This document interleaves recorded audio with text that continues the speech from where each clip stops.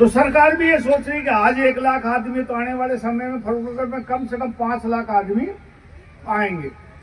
तो उसी हिसाब से सरकार योजना बना रही है कि क्या क्या काम फर्रुखनगर में जरूरी है। अभी मैं बैठा था तो चेयरमैन साहब कहने लगे जो आप ये रोड बना रहे हो इसमें सीवर बहुत छोटा है, दिक्कत आती है।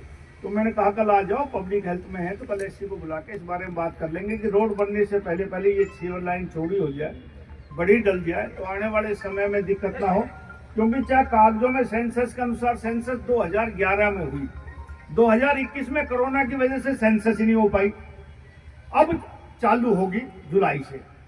तो मेरा मानना है कि कई लाख आदमी अब भी है, 1 लाख से ऊपर आदमी, तो उस हिसाब से हम कह के इसका डायामीटर बढ़ा देंगे, बड़े पाइप लगे। और जिन जिन इलाकों में पाइप छोटे हैं उन इलाकों में मैं चेयरमैन साहब से भी कहता हूँ कि सड़कें वगैरह गलियाँ वगैरह मत बनाओ, पहले पाइपलाइन पानी की अच्छी हो, सीवर की अच्छी हो, ताकि आने वाले समय में यदि आप रोड बना दोगे तो वो रोड फिर तोड़ने पड़ेंगे। और कभी टाइल का रोड बनता तो वो दोबारा सही जुड़ती नहीं टाइलें, वो ऊंची नीचे हो जाती है, फिर वो आहिस्ता आहिस्ता निकल के रास्ता खराब होता है। इसलिए इसके बारे में कल फैसला करेंगे कि भाई इसका आप ही डलवा सकते हैं। क्योंकि यदि एक बार रोड बन गई और उसके बाद सीवर लाइन चौड़ी करनी पड़ी तो रोड दोबारा टूटेगा। अभी ये खोद तो रहे हैं क्योंकि सीमेंट का रोड है, इसको खोदने में भी कम से कम 1 महीना लग जाएगा। मैं कोशिश करूंगा जल्दी इसका बजट पास हो जाए, सीवर लाइन भी इसके साथ साथ ही डल जाए। और बड़ी समस्या जो है ना उसका अंडरपास हो जाए तो। हाँ, मैं आया जब भी मेरे साथ राजेंद्र बैठे थे गाड़ी में, मैंने उसको कहा मेरा एक काम जरूरी है कि यहाँ फ्लाईओवर बने, लेकिन फ्लाईओवर आगे केएमपी आ जाता बन नहीं सकता। तो मैंने रास्ते में ही कहा आते टाइम आज ही, तो मैंने कहा इसमें एक काम हो सकता, फाटक बन जाए, अंडरपास इसमें बन जाए। वैसे अब इसको 4 लाइन बना रहे हैं, अभी ये सिंगल फाटक है, यदि 4 लाइन बनेगा तो डबल फाटक हो जाएगा। एक तो आधी समस्या तो आपकी उसी में खत्म हो जाएगी, जाम लगना खत्म हो जाएगा। 4 लाइन बन जाएगी तो 2 फाटक लग जाएंगे, तो उसमें निकल जाएगा। अब फाटक जल्दी बनवा दूंगा, तो उसके बाद देखेंगे यदि दिक्कत जरूर ज्यादा फिर दिक्कत रही तो फिर अंडरपास भी बनवा देंगे। मैं कह रहा हूँ इस योजना में कोई ऐसा काम जो फर्रुखनगर वासी कहेंगे कि भाई मेरा ना हो, उसकी जिम्मेवारी मेरी। मैं तो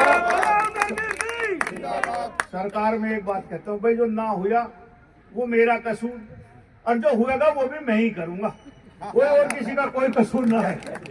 हाँ, तो आप लोगों ने ताकत दी है, इस ताकत का आपकी बहबूदी के लिए, आपके फायदे के लिए सरकार कृतज्ञ है पूरी सोच के साथ कि भाई दक्षिण हरियाणा में हमने विकास करना, अकेले फर्रुखनगर में नहीं, पूरे साउथ हरियाणा का जितना सारा विकास कर सकती है सरकार करने की कोशिश की।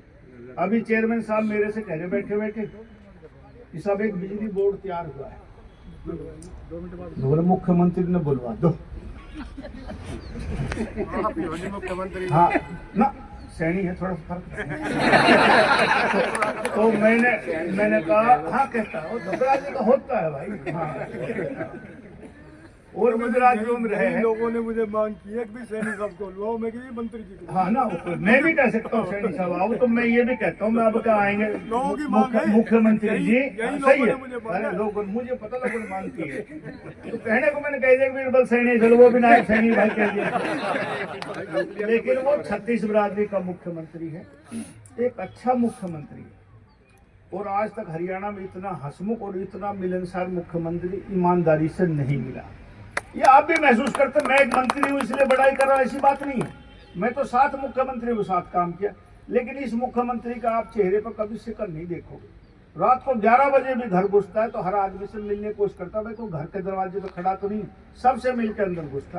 तो मैं सैनी साहब आपको विश्वास दिलाता हूँ चेयरमैन साहब कि भाई जल्दी ही मुख्यमंत्री का प्रोग्राम फर्रुखनगर में भी करवाते हैं, और जितनी मांगे हैं सारी इकट्ठी कर लो। भाई जिस दिन मुख्यमंत्री आ जाए उसके बाद नरवीर सिंह का कसूर ना है, मानोगे ना?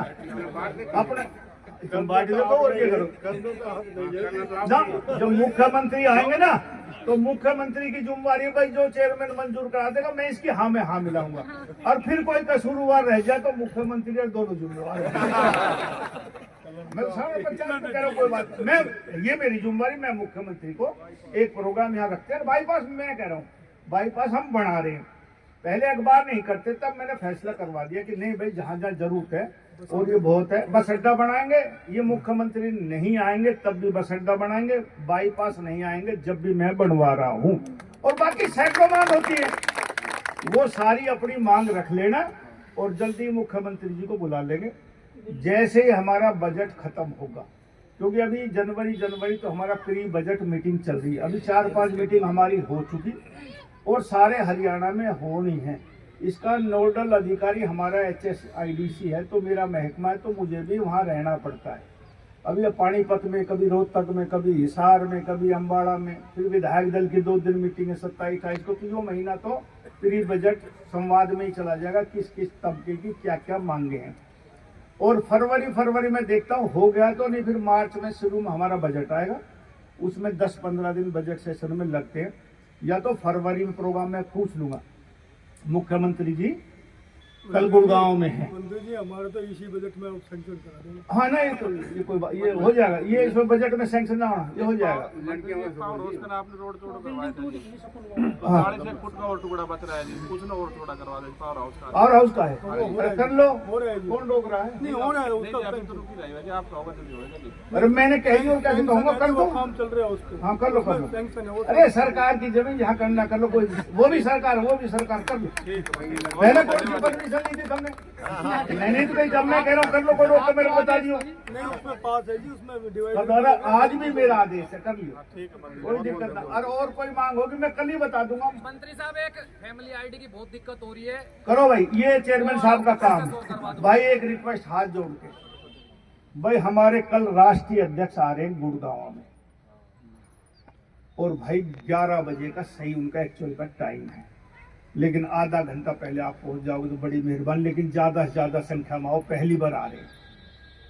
जो नए राष्ट्रीय अध्यक्ष बने नितिन नवीन जी, वो पहली बार हरियाणा में आ रहे हैं, गुड़गांव में आ रहे हैं, गुरु कमल में। तो वहाँ पीछे एक ग्राउंड है, उसमें जनसभा है। तो मेरी हाथ जोड़ के प्रार्थना है कि भाई 500-400 आदमी तो फरूखनगर से आने चाहिए। मुख्यमंत्री जी भी आएंगे और भी सब आएंगे, लेकिन एक बार आपका हाथ जोड़ के प्रार्थना, इसको वैसे मत टाड़ियो भाई, जरूर आइयो।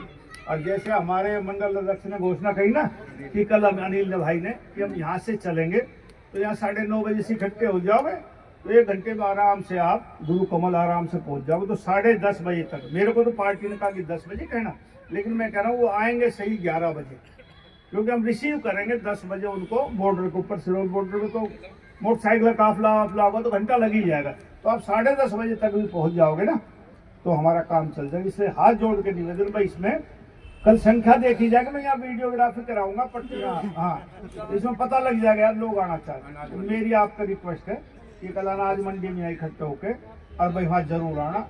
बीच में फिर आता रहूंगा और बहुत से काम है, मैं आपसे ना भी मिलूं तब भी काम के प्रति मेरी जिम्मेवारी वो मैं ध्यान रखता हूँ। सार्वजनिक जितने भी काम हैं जो सरकार कर सकती है वो सारे काम आपके हम करेंगे। बहुत बहुत धन्यवाद। जय हिंद, राम राम।